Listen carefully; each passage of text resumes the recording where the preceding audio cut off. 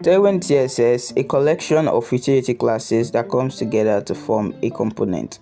Well, Tailwind is very large. As large as Tailwind is, they also make it customizable. How customized, you may ask? Well, let's say for instance, I want this particular blue color, and Tailwind doesn't have that blue color. Well, through that config file, you can customize it. It's very simple. All you need to do is open that config file. Under theme, type in colors, a column, and a curly bracket.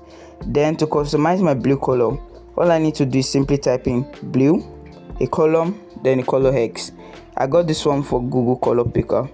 Well, that is it. You successfully added your custom blue color to your Tailwind CSS.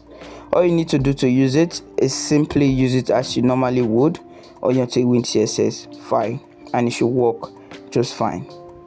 Well, there's a bunch of things you can customize using Tailwind CSS, like screen sizes, custom height, custom weight, and the best part, even your own custom components.